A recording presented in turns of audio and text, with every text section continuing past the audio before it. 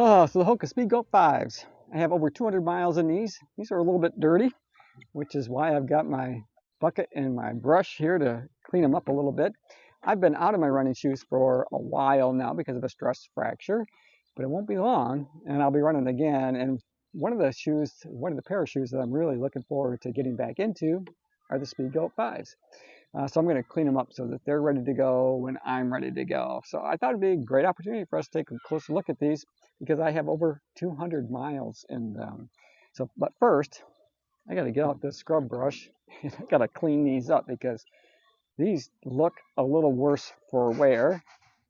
All right, so they do look a little bit better. You know, they're not perfect, but I'll work on that a little bit more. But they cleaned up pretty nice. Pretty nice. Okay, so if this is your first time seeing a review of the Hoka Speedgoat 5s, they retail for 155 US dollars. Now, you might be able to find these on sale pretty soon because the Speedgoat 6 should be released sometime this summer. My guess is around August, and this is the middle of May. So over the next several weeks, we should see the next version of the shoe come out. Now, they call this a sandwiched mesh upper. It's really a double jacquard mesh upper. Sandwich to me implies that there's 3 layers, but it's really 2 layers of material that's here. You know, I wouldn't say that they're highly breathable, but they do a pretty good job. My feet never really got too hot in these. They're not waterproof, but I would say they're water resistant. A lot of times when I was running in these, I like to run in the morning. I like to run first thing in the morning. And, you know, I'm out on some trails. Now, they're not mountainous trails. The trails for me are my local state park. So just for a frame of reference, you know, they're pretty well traveled, pretty well defined trails. So not terribly technical. I do end up, you know, having to run in some wet conditions, you know, some mud and muck at times, rocks, some tree stumps, some exposed tree roots, that kind of thing. But not super steep hills or anything along those lines. So again, it's a state park. And again, those trails are pretty well traveled. So just so that you know what my experience is in these. Oh, and I did train quite a bit in these during the winter months when there was a little bit of snow on the ground and I needed a little bit more grip to the pavement. So this was my shoe of choice oftentimes when I was doing some work in the winter months around my town. Okay, so it has that double jacquard mesh upper. It's very comfortable, and you know, as you can see, it's holding up really well. Let's see if I can get it in focus here. Let me pull it back here. It's holding up really well. There aren't any rips or tears anywhere. I don't see anything coming loose. The laces are right where they should be. You know, that material is holding up really well, so the laces aren't pulling through the eyelets or anything along those lines. It does have, you know, a lot of padding around the heel collar and the tab of the shoe, which I found to be really comfortable. I never had any comfort issues with the Speedgoat 5. The tongue does lay nice and flat across my foot. It is gusseted, so it's a lay flat tongue. Never had any issues with it bunching up. And as long as we're talking about the upper, we'll talk about that toe cap on the end. You know, that does definitely come in handy when you're out running the trails because, like I said, there's things that you can kick your toe on, and this will save them a little bit.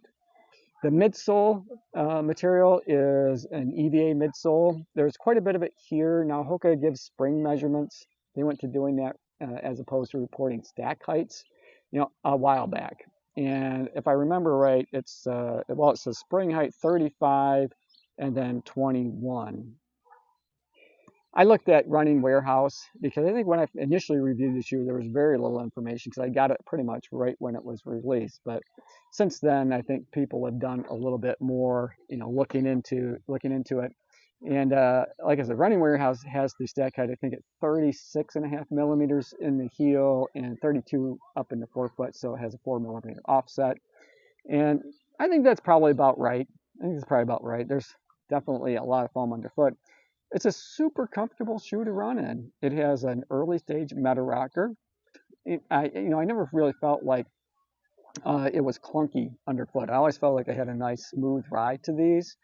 And the part too is, you know, look at the width here in the forefoot of the shoe and the width up in the heel. That's a big wide landing platform that you have, so you feel pretty stable underfoot as well. So even though that foam is, you know, maybe a bit softer than a lot of trail shoes that are out there, I never felt unstable at all. So just lots of energy return, lots of cushion to protect my feet. Oh, and along those lines, there is no rock plate. There's no rock plate here. So if you're running on some really rocky terrain and you rely on a rock plate in your current trail shoes, there isn't one here. But you know, I didn't notice that, and I did run on some rocky terrain, and I never felt it on the bottom of my foot. So I don't think it was necessary in the shoe.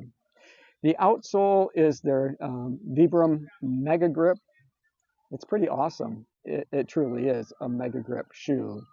Now, if you're running on dry pavement, on pavement or concrete, it's a little bit too much for me for that. I do run on some pavement in order to get to the trails that I want to run on, because that's the way my state park is set up. It has you know, some paved roads that you need to, you know, go down before you can cut off into the trails, and it does okay, but it wouldn't be a shoe that I'd want to pick up on a daily basis to train out on paved roads or sidewalks. The only exception to that would be like in the winter months, because in the winter when I was running in these, there was a bit of snow on the ground. So, you know, these lugs did a great job keeping me upright in the winter. But like I said, I wouldn't necessarily pick these up to train just in the summer months here out on pavement. I just wouldn't do that. Okay, so the lugs, you know, it does have 5mm lugs on these, so they're pretty deep. There is some wear. There's a little bit of wear on the lugs, but again, you know, these shoes have over 200 miles on them. But there's not enough wear that I would say it's time to retire them. I think that maybe they're about halfway to their lifespan. So there's lots of good miles yet to be had on the Speedgoat 5 for me, and I'm really looking forward to putting some more miles into them. So overall, I would say, you know, they really held up well over the last couple hundred miles. It's definitely a shoe that I would buy again and again and again, because I really enjoy them. And because the Speedgoat 6 is going to be coming out soon, I bet you're going to be able to find these on sale. And if that's the case, they would be a real bargain, you know. But $155 I do think is reasonably priced for a shoe of this quality, because I've definitely enjoyed them, and I know I'm going to enjoy putting on even more miles as we go. I'm just really impressed with the overall quality of the build.